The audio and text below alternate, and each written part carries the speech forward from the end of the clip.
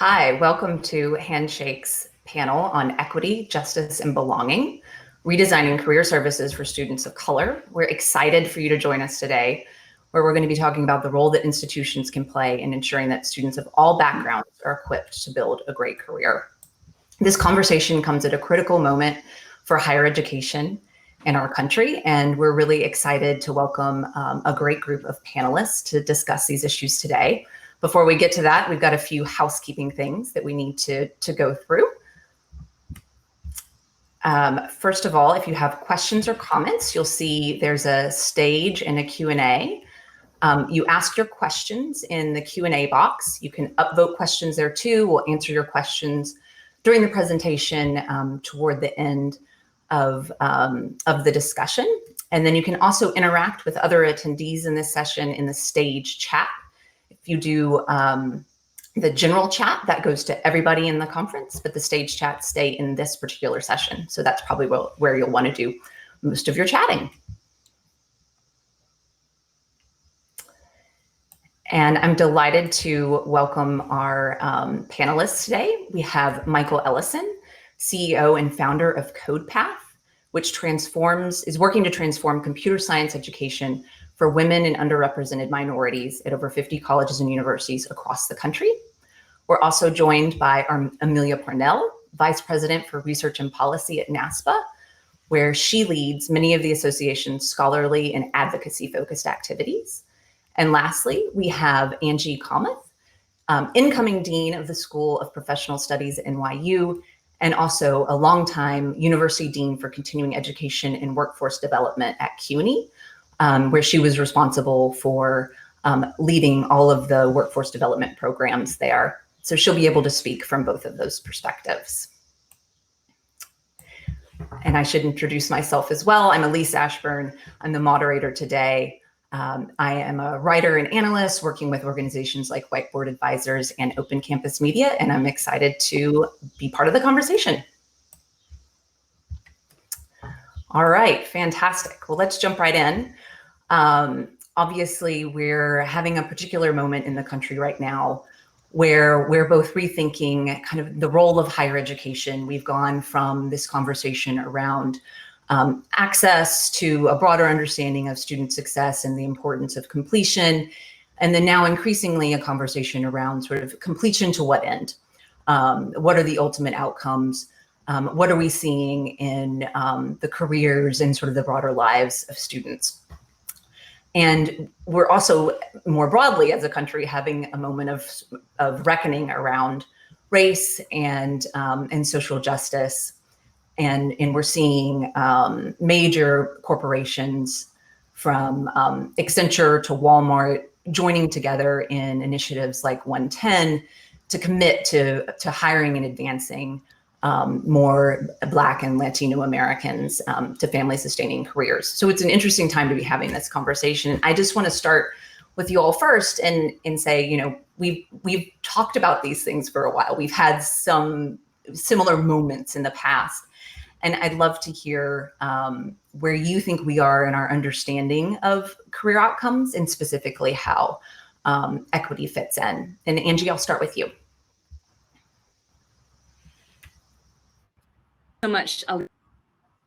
Pleased to be here to be able to this topic. You know, this conversation comes at a moment when we've been talking.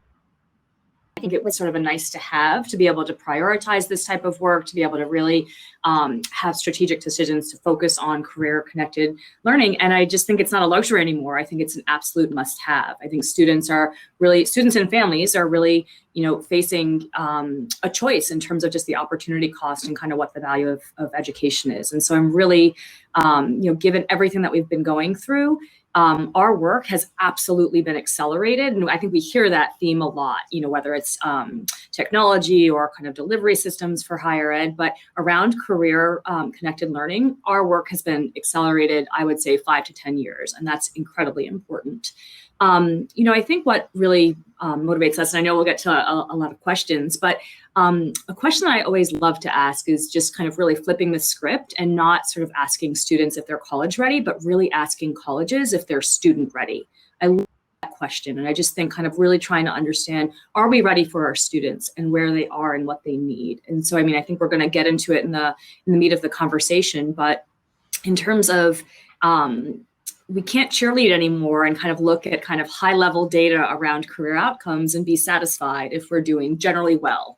If our first destination surveys show that we're doing exceptionally well, because when you dig into the data, and I'll talk a lot about data later, when you dig into the data, that's aggregated, it's for the folks who report, it's for the folks who show up. And I think what we know about our students of color and really putting an equity lens on is we actually have to pay an incredible amount of attention to who is not showing up, who's not answering, not able to really take part in the offerings, and kind of really start to transition our system, these opt-in systems where lots of great things are on offer, but not everyone's showing up. And how do we really kind of get to a place where great career connected learning, great career related services, great opportunities are an entitlement for all rather than available for some?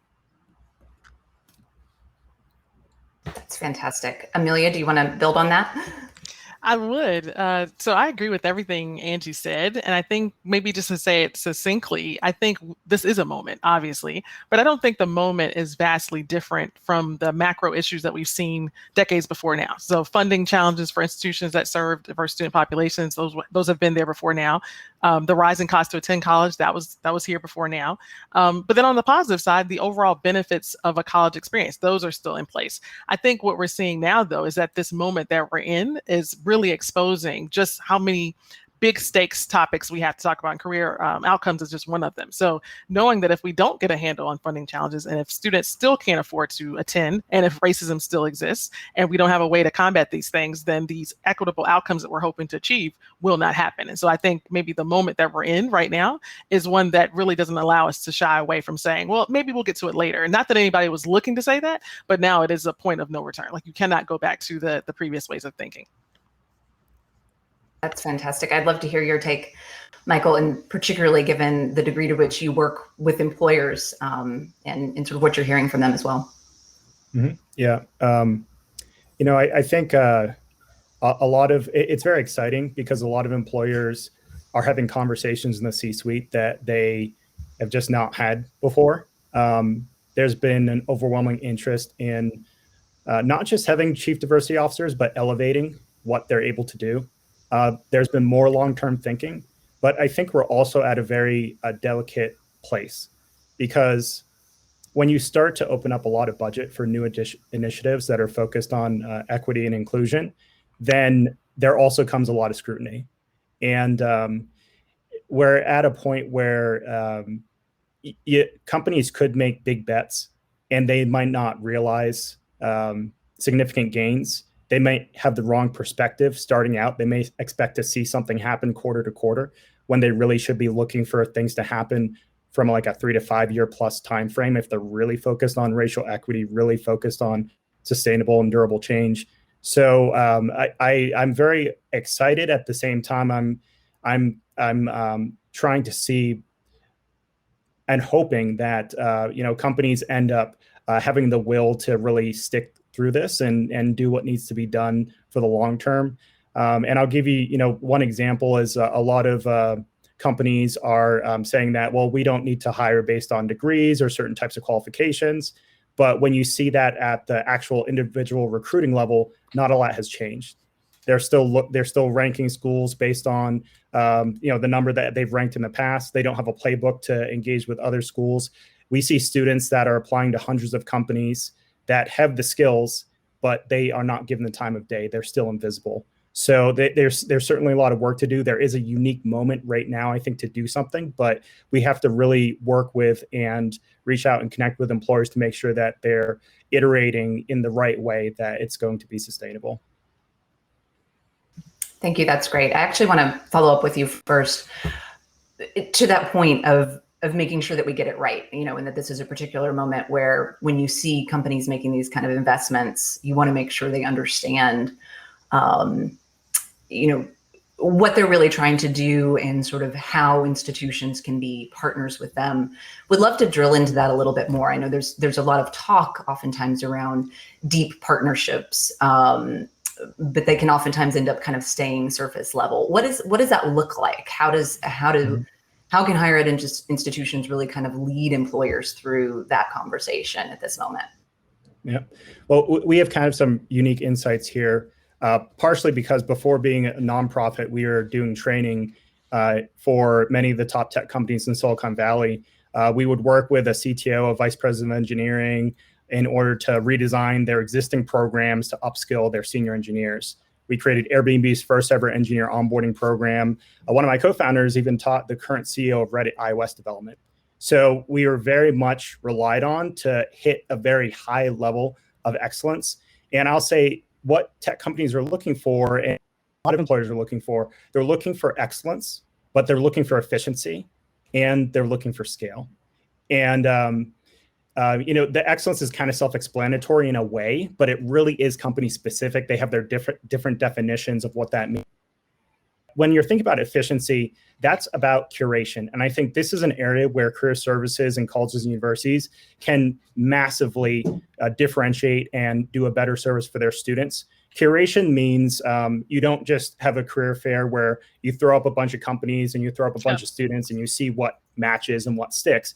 It means that you're helping to guide the students to connect with the right companies that are more likely for them to be able to have success at. And that in turn means these companies will then have a higher likelihood of finding the candidates that they're looking for and hiring them. And then you end up actually building a lot of leverage from the company's perspective, so that then you can suddenly introduce them to student populations where otherwise they wouldn't be willing to talk to them, but you've been able to demonstrate that you understand what they need and where they're coming from.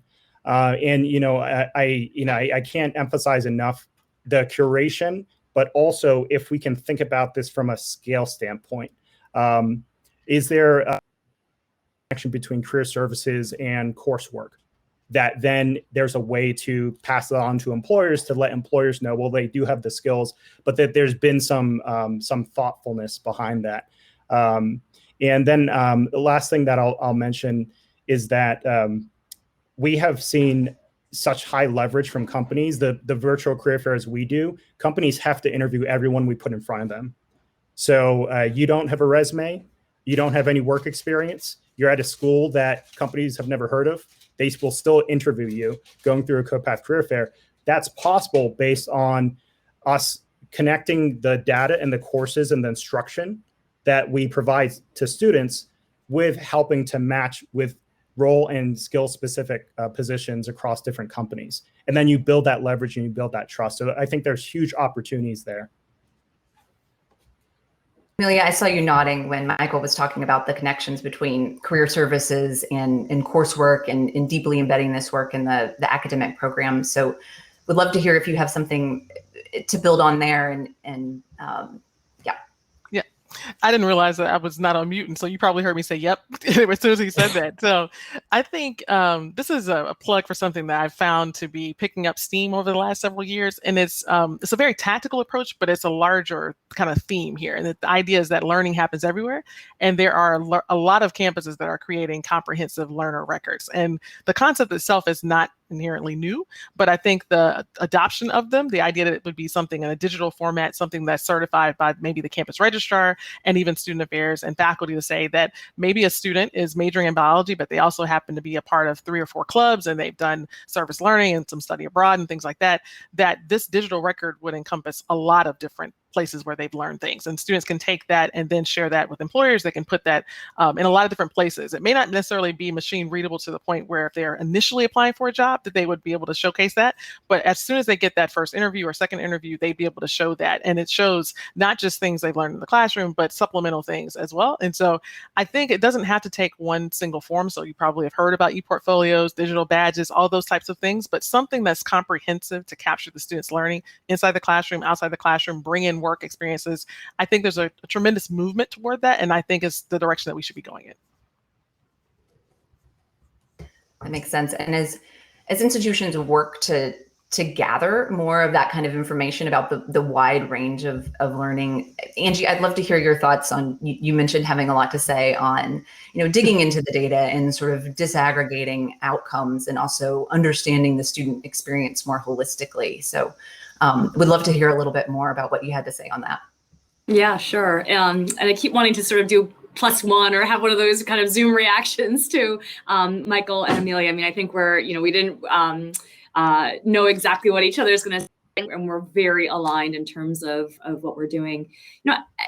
As I think just about kind of how do you make this a movement within an institution, within a group of institutions, that's what I think about, right? And so this is largely about movement building, because I think, as Amelia is saying, there's no shortage of important kind of and activities that we know are effective, right? I think that the beauty and the kind of pain point around our work that we're talking about is, in order to kind of prepare a underrepresented student, or a student who doesn't come to the table with the social capital from their families or their networks, it's not one thing. You can't get that student one micro-credential and they're perfect for employment with a path to the middle class and upward economic mobility. You can't do one internship and they're good to go. You can't do one mentoring program and you're good to go. And so I think this idea of a movement is so much around getting a language, sort of being at the big table. And I think a big part of being able to kind of get a common language on a campus is that we have to relinquish this kind of pigeonholed view that career services is the office that cares about work-based learning and jobs. It's just not true. In fact, advising, adjuncts, faculty, they've been doing this for decades, right? They come in with really robust industry relationships. I think that's sort of like an invisible world of industry engagement that's not kind of part of the bigger conversation. So I think as in trying to think about, how do I make this movement? How do I turn the corner where it's not this luxury to talk about? It's really just an expectation that we build in for students and faculty. I think it's just incredibly important that we're adding in all of the different players. And so, in the role that I played at CUNY and the role that I hope to play at NYU, being at this table and being the kind of, cheerleader and evangelist for this movement requires you to be, a real broken record for all of the ways that we really have to think about it. And so, we'll call it co-curricular transcripts, Amelia, you'll call it a learning record. Being able to work with a registrar and kind of convince them that there's some extra work involved here, but we want to create learning records that are part of the transcript. Being able to work with advisors and sort of saying, day one, we should be talking not just about course selection, but really about career goals. We should be talking to, student affairs and really helping to make sure that starting at orientation, we're really talking about it. And so I think a big part of this movement and kind of using outcomes is to kind of inventory all the things that are happening and figure out what that common language is that we can use. I also think kind of, in the role that I'm CUNY, I would call myself a collaborator in chief.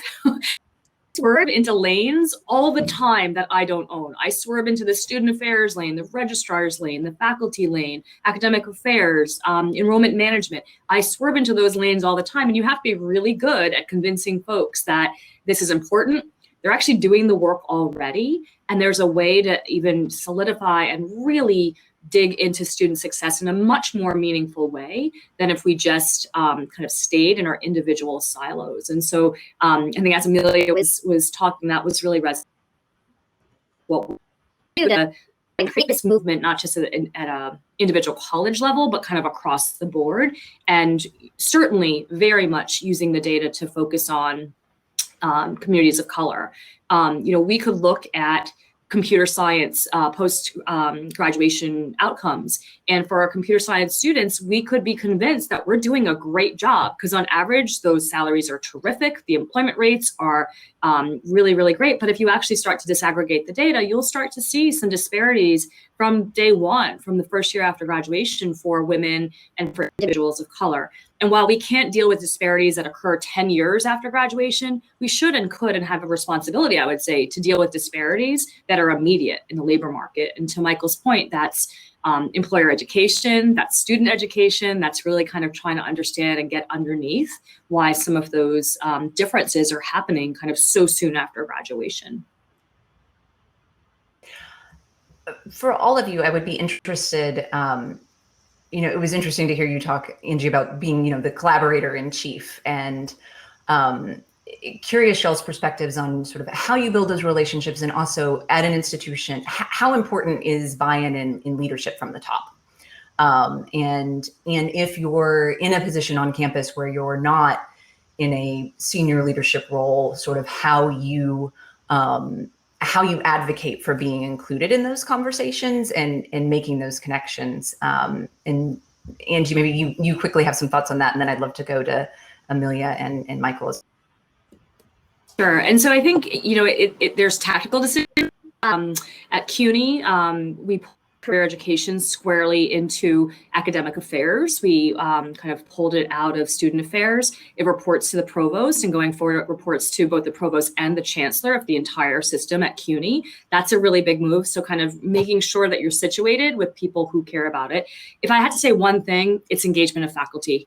Faculty are our biggest champions. They sit and work and kind of are deeply invested in industry, and we can't do it without them. And so I think, you know, advice to colleges that are trying to figure out how to do this. And, you know, again, if I just looked at our hardworking, incredibly talented, incredibly passionate career services directors, on average at CUNY, it's like a 2,000 to 1 ratio of students to staff on average, right? And so no amount of fixing that singular problem is going to help the broader picture. And so I'd say bringing in faculty is incredibly important. I think that sometimes institutions are a little bit fearful of faculty. I think they're a little bit fearful of the notion of kind of corporatizing the university. And I think if you kind of dig under it, and again, go back to the data, when we looking at where are there disciplines that are doing exceedingly well, kind of for what populations, you know, we'll see incredible outcomes in our English departments. And if you track back to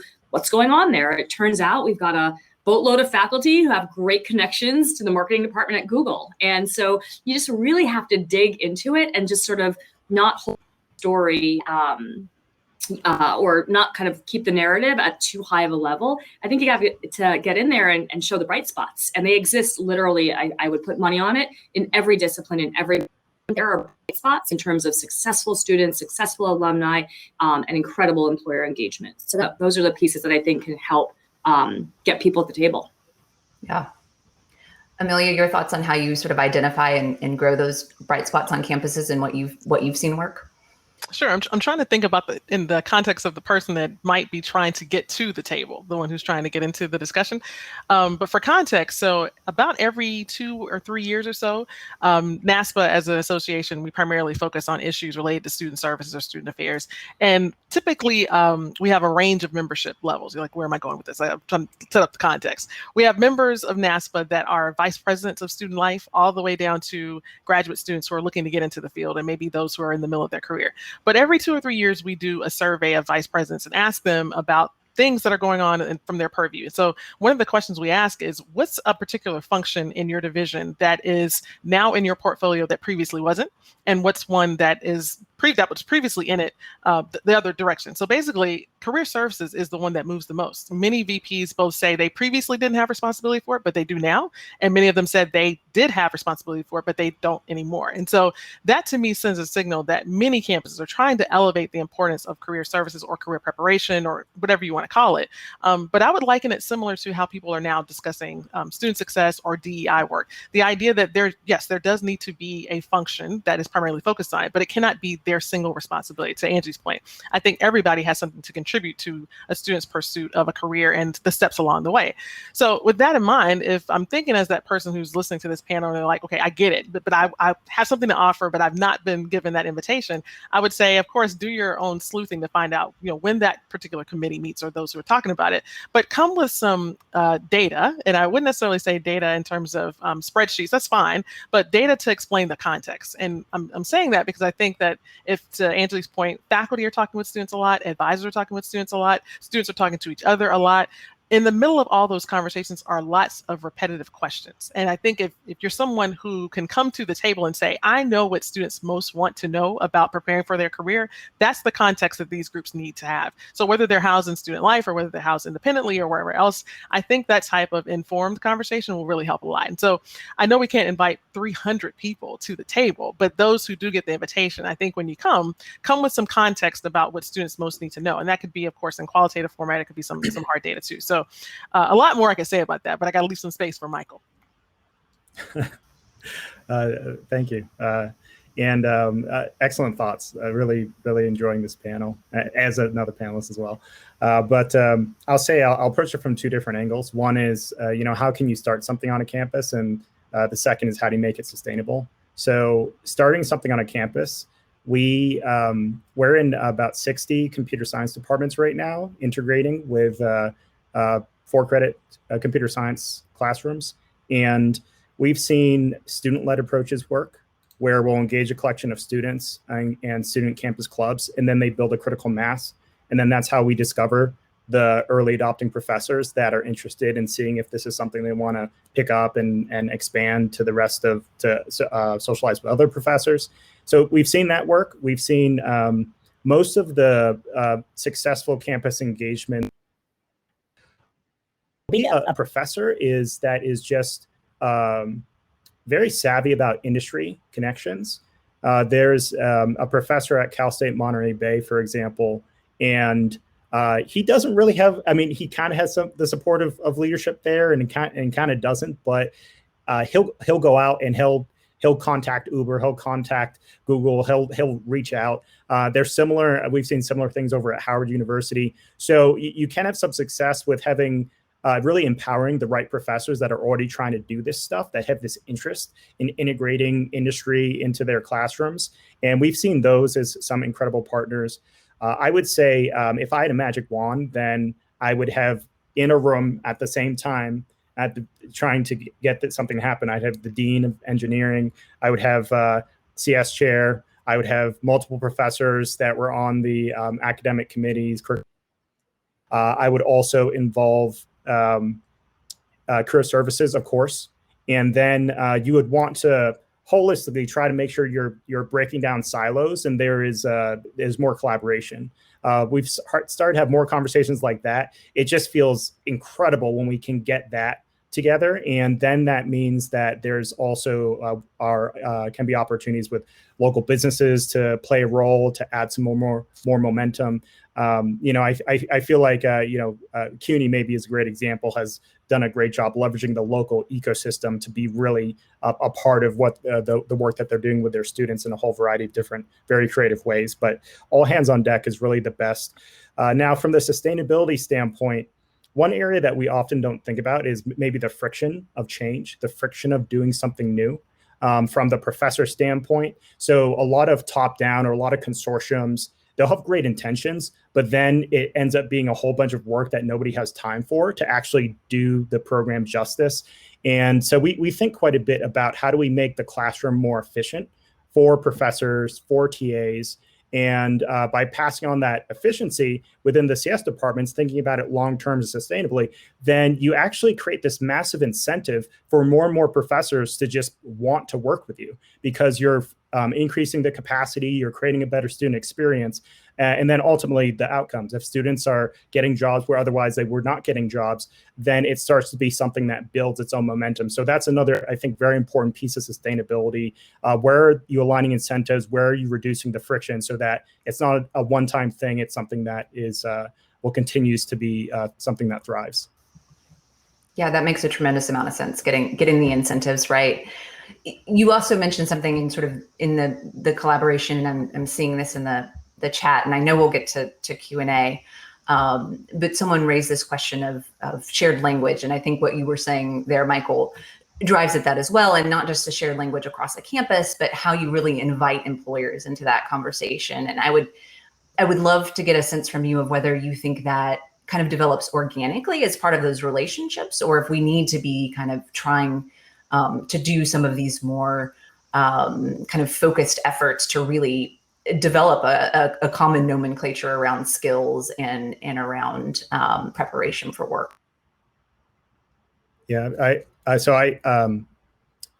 employers, there's a lot of nuances with different roles and positions, and especially when you're talking about technical fields, it's changing so quickly. The way that a Facebook or Microsoft or Bank of America approaches the same role, hires for the same role, screens for the same role, could be entirely different. Like you're talking about different frameworks and technologies with iOS development at Facebook or iOS development over at another company, at Apple or whatever. which makes it very, very challenging. If a school partners with one company, it may not actually create the level of opportunity they're hoping for their students because it may represent their particular needs and so forth. And so I actually think, and the approach that we take is sampling not one employer, but across a number of different employers, a number of different roles, a number of different domain experts in order to try to develop the requirements, the competencies, the skills, because the employers are not educators. And they don't do as good a job as you might expect at telling you what they actually need, what the type of experience students need to go through in order for them to have all of those skills. And so we've found ourselves having to do a translation with across a number of different companies. Okay, this is the example of the skills that will be most valuable going into cyber or into whatever the role is. And that institution standpoint, institutions probably need more cross-institution collaboration to really make this work and make it more effective. So if you're teaching an Android course, it's taught the same way, it's graded the same way across 20, 30 institutions. That ends up being extremely powerful because we're driving more consensus, but then an employer is able to take a look and they can appreciate a lot of these students that they, again, otherwise they would not talk to because there's more critical mass there. So I think, that it might be a touchy subject, but we've seen incredible benefits for employers and institutions going across schools. And I think that, the institutions themselves or with a partner organizations do need to translate for the companies because, the world's changing fast for them. It's changing fast for everyone. I saw you agreeing. Did you want to add something? Yeah, it's so I often really do think about this in terms of just movement building, and I've said that, and I think there's kind of like an inside game and an outside game, right? To kind of any movement, you kind of have to really build your coalitions, and so in terms of kind of common language, I mean, completely agree with Michael's examples, and we have some really robust examples from some employer coalitions that have just kicked off in the past year. But I'd say the ground game, the inside game, is the NACE competencies, the National Association for Colleges and Employers. That's the Rosetta Stone. Those 8 career readiness competencies, they kind of look, smell, and sound like Middle States learning objectives. They're very kind of, you can't argue with them. And they actually look very similar, in some cases using the exact same language that faculty are really, that are just not controversial, right? Whether it's for a liberal arts faculty or a STEM-related faculty. And so I think that there's kind of an important just nomenclature that's kind of very not controversial that we can get out by just having every unit within a college really contemplate what they do that really furthers NACE's competence. Courses that are teaching towards certain NACE competencies, how students can select courses so that they're taking some teamwork, some leadership, some global cultural competency courses, so they have a really nice kind of diversity. But I think the outside game, to Michael's point, there's so many ways to do this. And so we've been really so lucky in New York to be partners with the New York Job CEO Council. So Jamie Dimon, about a year ago or last summer, created a coalition of 27, now 28 firms to really focus on 100,000 hires in New York over the next 10 years. And one of their first moves was, a lot of people talk about micro-credentialing and badging. We're going to take and we're going to do a scan of all of the open job positions in 28 firms. We're going to look, as Michael described, at kind of what folks are looking to hire, what are the competencies, and we're just going to start creating and working very closely with the companies and our faculty to create 100-hour micro-credentials. So you do have to define things, right? Because some people could say micro-credentials are like a 2-hour training or a 5-month training. We've sort of said 100-hour micro-credential at this point in one of 8 areas that correspond to high-growth jobs that these companies want to directly hire from CUNY. Students who go through that hour training are not guaranteed, but they are going to be advantaged in the hiring process. They will get a badge. They will be looked at. They will be looked at with kind of a different lens because they've gone through and made a commitment to learning in an area that was co-created and learning a curriculum that was co-created with industry and faculty. And we ended up having kind of in our first go around 4 institutions offering 4 different credentials CUNY-wide. So this really was starting to kind of think about collaboration differently, where we had a LaGuardia Community College doing a offering for undergrads who were going towards their bachelor's or towards their associate degree in data analytics. And anyone who went through that would be badged as an ever up is the micro credential, and that would kind of go on their LinkedIn. It would be recognized by the hiring manager of these companies. So just to kind of bring the example to life and sort of describe that setting nomenclature is really important, and doing it at kind of a wide level where you're talking to students that this is what the badge means, this is what a micro-credential is, this is how it's going to advantage you, this is what it's going to mean to the outside world, feels really important. And I think there's lots of variations. A micro-credential doesn't have to be 100 hours. It doesn't have to directly advantage you in a hiring process. But I think you sort of have to go big with some of these language and concepts to gain some traction. That's fantastic example. Amelia, I'd love to ask you, we've talked a lot about scale and the CUNY example or NYU, fantastic institutions doing great work, but for places that don't have that kind of scale, that are not in a business ecosystem like New York City, what are resources that are available for folks that are interested in doing this work, that may not be able to do all of it in-house, but that they can kind of tap into and kind of create scale across campuses, I guess, rather than within their own institution? Well, I was about to go with the campus, but I want to mention two things that could work for any campus. I think whether they are a campus of 1,000 students or 10,000 or upwards more than that. The first is back to the frameworks. And so if every campus that has students, even if they're part of a state system, they're having a goal that they would be preparing students for whatever lies ahead of them, it'd be graduate school or employment. I think that the frameworks, the learning frameworks, it could be NACE, but I'd also add the LEAP framework from AAC&U, the value rubrics, degree qualifications profile, any of those frameworks. I think the preparation for career looks different for each campus, but as long as you have student affairs and faculty and others who are trying to facilitate learning, that's an opportunity there. The second is actually on-campus employment. And I think that while early conversations that get started at the place of federal work study, not all positions on a campus are funded by exclusively federal work study. Lots of student affairs divisions have students who work there. And so I would encourage us to see institutions of higher education as employers. And so it's not exclusively for having the student there to do a very specific task, but instead to be there to do that task, but also learn about all the fundamental things that they would learn if they were doing an off-campus internship. So they can learn about strategic planning and mission and vision. They can learn about HR processes and how to participate in an evaluation process and things like that, how to give and receive feedback. So I don't know that this conversation has to be exclusive to those who have the scale in front of them. I think the smaller size institutions, the under-resourced institutions can do the same things as well. It may look very different. The timing of it may be more challenging and the scale might be something to pursue later on. But in some ways, a smaller size campus gets to do it in a more integrated way. And so the student gets to see it more close up. So I can make a case either way.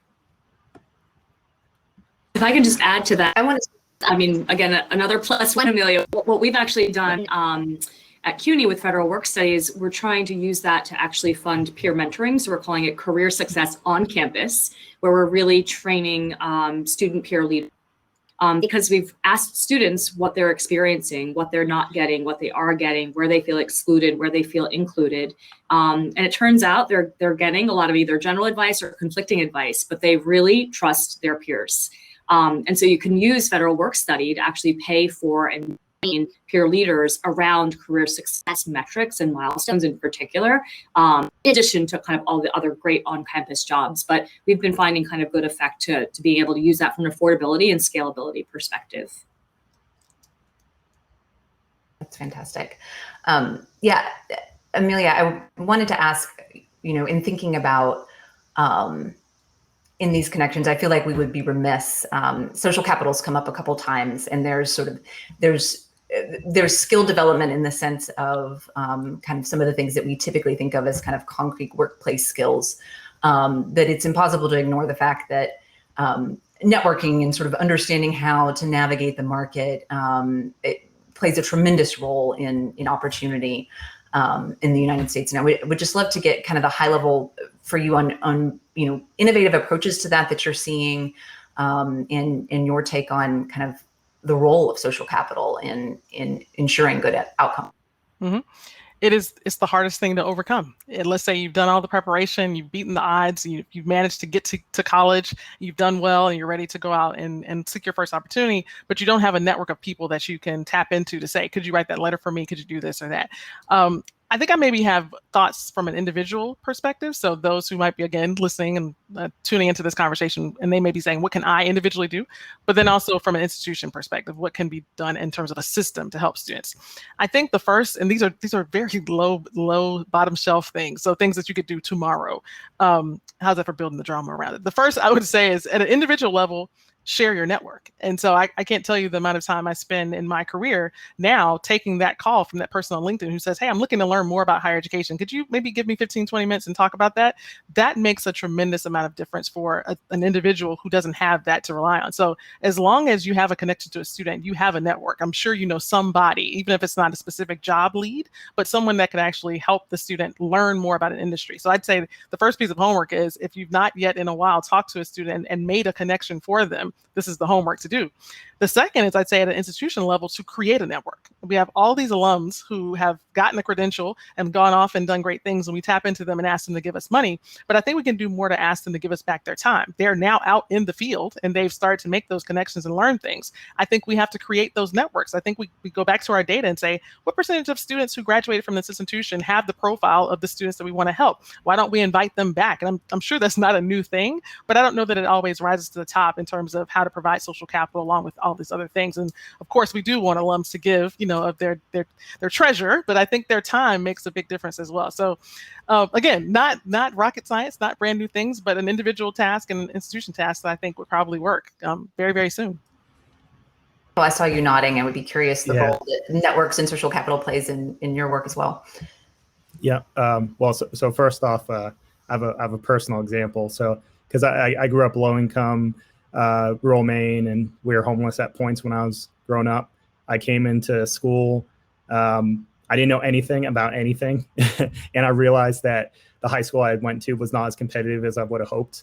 And so I had a lot of gaps, and I want to get internships. So I realized other kids on my campus, they came, a lot of them backgrounds. And when I was a freshman, I created a club where we would create our own internship opportunities by networking with parents.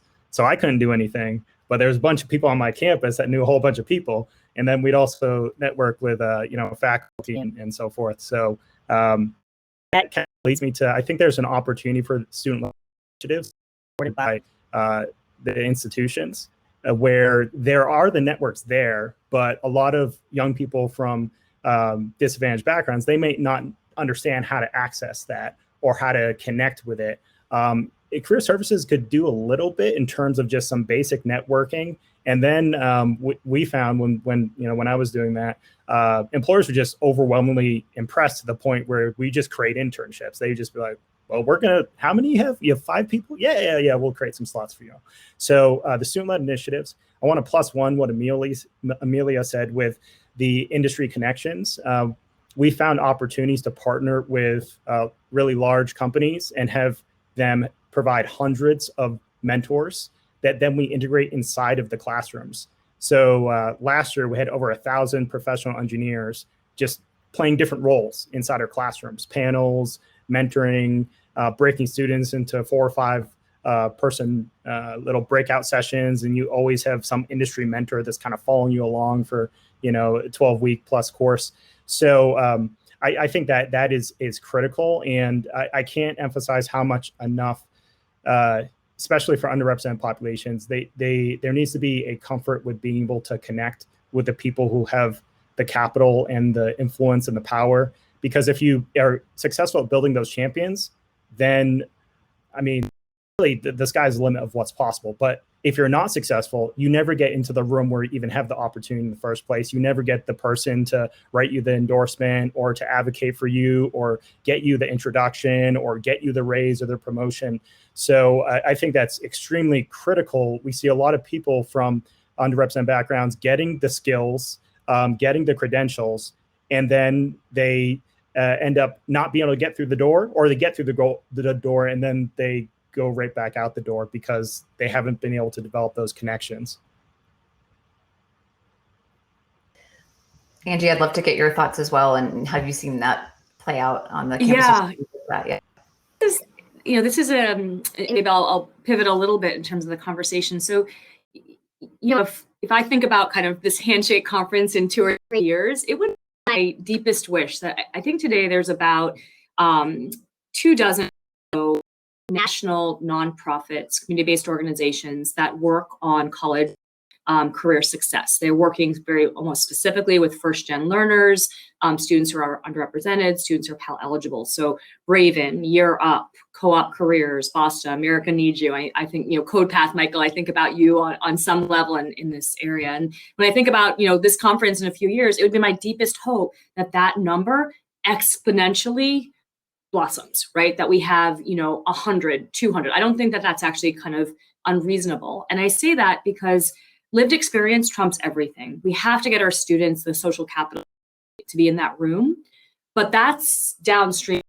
I know from our students, kind of culturally, a lot of our students are first generation American. To be able to boast about themselves with an elevator pitch is against everything in their culture and is just plain arrogant. So to start with, let's do speed networking to get you comfortable, to be able to kind of pitch yourself for the job, that's like downstream in terms of how we have to kind of build their experience, their comfort level, their knowledge, the rules of. So I mentioned the plug for, and this is where, again, we keep sort of, I think all of us in different ways keep going back to the data. When we can use our data and understand what we're really good at, and then understand what we really need to focus in on, we can then go out to the funding community. We can government, we can ask for help, we can go to community-based organizations. And I just think that there's, I'm just really excited by the number of nonprofits that are out there with a very expressed mission. And again, whether NYU or CUNY, we are sometimes a little bit limited as kind of institutions of higher ed to kind of just single out kind of particular populations, because frankly, we have to work with all of them. In a public, it's really hard to kind of just pick off one population. And so this is where partnering feels to me to be really important. And almost all of those organizations, again, 110 we mentioned, really excited about their mission and kind of their emerging work. But these are folks who exist to open doors. They exist to ease the friction that our students experience today. And I think that there needs to be more investment in them and more partnering. And I think, we have to be really humble partners. We have things that are kind of broken in all of our systems that need improvement. And so I think that is important. And again, I feel like the philanthropic community is quite generous. And this is where, looking at the questions, there's a lot of questions around how do we ensure inclusion around DEI, and how do we make sure that the right students are getting are being identified and supported. And we don't have to go it alone in institutions of higher ed. We really can partner with a lot of really excellent organizations that have students and others with real lived experience that I think really is quite important to the equation here. Yeah, that's fantastic. Well, I want to make sure that we do have a chance to get to some of those questions. And it looks like one of the ones that's been two, actually, very similar that have been upvoted a lot are pushing a little bit more into this question of whether employers really care about non-degree credentials, either as standalone, or are they paying attention to e-portfolios and badges? And I'll kind of add, how do you help students, particularly they have finite time, particularly when you're dealing with students who may be coming from less advantaged backgrounds and having to work, or having a lot of other pressures on their time. How do you help them make sense of what is most valuable and where they should be investing their time when they can't do it all? So maybe Michael, we'll start with you, and then we'll go to everyone. Yeah, and I might disagree with some of the other panelists on this one. So I think badges and credentials are as powerful as they are predictive. So the more predictive they are for an employer, for allowing them to sort from a large number of applicants to a small number, and then to correlate to top performers, the more powerful they are. And there's a lot of credentialing efforts. Amazon and Google have a lot of these programs, and they're not hiring the people who are getting these credentials, even though they're saying this, here's the cloud credential, here's the whatever. So that's kind of a little tell there. I think that there's certainly the promise for badges and credentials, there's a lot of potential there. But again, is this a tool that makes it easier for your students to then stand out compared to all the other students and then give confidence to compete with every other credential out there? Stanford's a credential, MIT's a credential, you have Coursera, and you have all these, you have a sea of credentials. So there's the question, I think a very important one, what credentials are you providing to the students? And are you confirming is going to interpret those? Is it a powerful, unfair competitive advantage for these students, or is it something that is not? And we're focused on high tech, we're focused on software engineering. More often than not, we see it's not something that stands out. It doesn't rise above the noise of what was the last company you worked at, or what's the ranking of the school that you go to. So for badges and credentials to truly be transformational, they really need to rise above and be that signal, because then they would make it easy for an employer to be like, great, I'm going to hire everybody that has this. And I'm not sure how much that is the case. It really kind of depends on what credential and what industry and what roles you're speaking of right now. You have some experience in the work that you were just describing earlier with kind of figuring out which signals are going to be the most valuable, at least in your sort of employer ecosystem. I don't know if you have additional thoughts on that, and then I want to be mindful of time. Hopefully we can get to another question, but if not, I'll let Amelia then have the last word on this one. Yeah, I think they're necessary, or becoming increasingly necessary, to have some signal, but they're not sufficient, right? And again, we always go back to what's the thing that's going to prop open that door to that hiring manager to make the switch.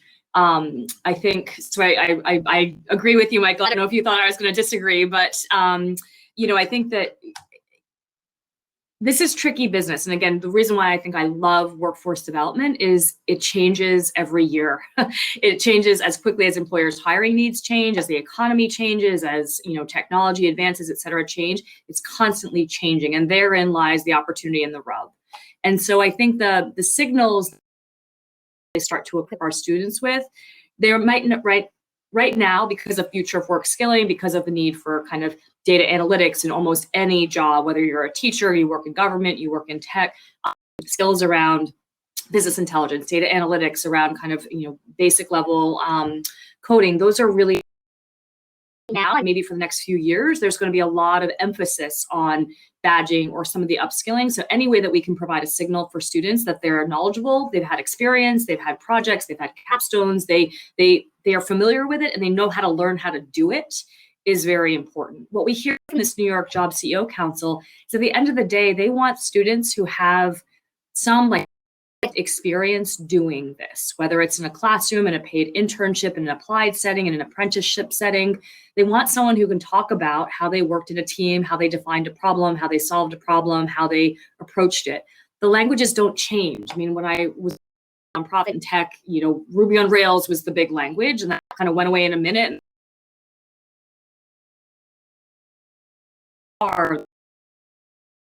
The languages are always going to change, but I think helping give students the ability to learn something new, apply it, and think about the application is what we're hearing from the Job CEO Council is most. And so I just don't think that we can kind of quite get away with that. The only other quick thing that I'd say, I'm looking at time as well, is that the work with employers, we have to get away from a zero-sum game. Right now, around DEI issues, I believe don't necessarily feel like their recruiting relationships are so broken. They're broken when we look at it through a DEI lens. They're terribly broken when we look at kind of what the diversity and inclusion looks like. But are they broken? A lot of companies are swimming in applicants. They're swimming in really high quality applicants. If you define high quality as GPA, elite schools, boatloads of internships since it feels like kindergarten, they're awash in success. And so we really have to reframe. And again, then you get into a really tricky conversation of, are we forsaking quality? And the answer is no. When we're thinking about diversity, equity, inclusion, we absolutely just have to think differently about what you want. So I just think that there's kind of really different conversations that have to happen. And I think it's less about kind of, a guidebook for employers on DEI practices. And it's really having conversations with employers of, what do you want your workforce to look like? Where do you think you want to change? And we can absolutely help you change. You name it. You want more women in tech? we can help there. You want more individuals of color, you want to focus in on Latinx or Black professionals, we can help you, but you have to be pretty honest about what the problem is. And so hopefully it's not too philosophical, but those are the conversations that we are now having with employers because of the last year that we've been through, and because of, I think, the candor with which we can have this conversation. So I think that's what my advice would be to folks who are listening. Have that bold conversation about, you're gonna have to change the way that you're doing business, and let's pretend that take away the idea that something's broken, because you're just gonna have to change it. It might not feel broken defined the way it is today, but it is broken if we start kind of having a different conversation. Yeah, no, that's a fantastic point, that you can't have excellence in hiring if you don't have diversity and equity, right? Reframing it that way. Amelia, thoughts on that? Thoughts on badges in the next like I know. Time flies when you're having. I honestly could say so much. I'll say +1 to Michael, +1 to Angie, and add maybe another place to look. Maybe next time we can all get together with some shameless plugs. So there's a group working on a kind of national advisory council level. It's called Credential As You Go, and it's talking about the intersection of everything we just described. My singular point of focus is kind of like a both and. I hope that we do have more students who can know what's available to them in terms of short-term credentials. So Michael, I don't disagree with you either. But I actually hope that we don't have so much of an emphasis on that we find many Black students and others choosing to go with the non-degree option, that they don't have a path back to a credential of a 4-year nature or graduate school if they want one. And so I think I'd love to see more students have that as an option if they're in between their progress toward a 4-year degree and then take a pause out. I'd love to have more opportunities available to them, but I want them back on the path to finish a credential of a 4-year nature if they want one. So so much more I could say about this, but at least I don't know if you want to close this out with one final question. Are we looking at the question and answers, or is that's it? Like, does this turn into a pumpkin? Let's no, let's do just a quick round of, final thoughts. And I always kind of like if you're going to go back and do, one thing today, you sort of already did this, Amelia, but like, what's the one thing that someone could either think about or do immediately? Ooh. Do I get to go first since I was the last one? Yeah, go for it. Okay, so we didn't talk about what students can do if they're looking to go into a career or something like that. And I know we don't probably have many students, listening in, but I think that they're not so different from us. In a difficult time economically, when everybody's trying to figure out what their next job opportunity is going to be, should it be where they are now or later on? DEI comes up quite a bit. If you are from a population that is not usually represented, I think that there are 3 things that I individually would say we can do to hold any organization, including higher education, accountable. And I think that's the homework. One is, when an organization says that they care about DEI, you have to look at longevity. How long have those efforts been in place? And so I think that, Michael, you mentioned this very early on, that it takes time. And you mentioned, I guess, 3 to 5 years. I would say go 3 to 5 years back and scour that company's history and see if they've been doing things, or is it just kind of come across over the last year, they just woke up and decided to do something.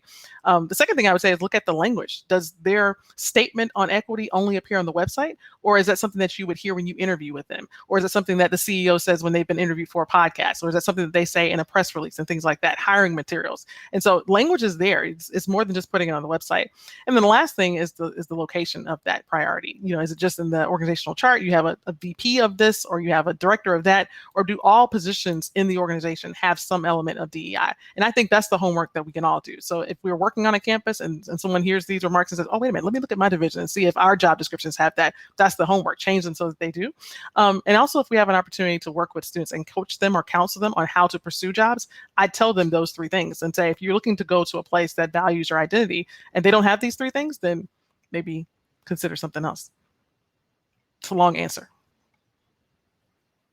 I think we may have lost Angie, but Michael, so I guess you get the last word then. Okay, yeah. So I have kind of maybe 2 final things to think about. One is when you're thinking about measuring your success from a career services standpoint, job outcome standpoint, measure your success not on your most privileged or most prepared students. Measure your success based on your most disadvantaged students. It's if you're designing and measuring based on that, then it's going to lead to better programs for everybody across the entire campus. Then I would say the initiatives or programs I'm most excited about right now are those that seamlessly integrate work experience, early career experience related to students' areas of interest.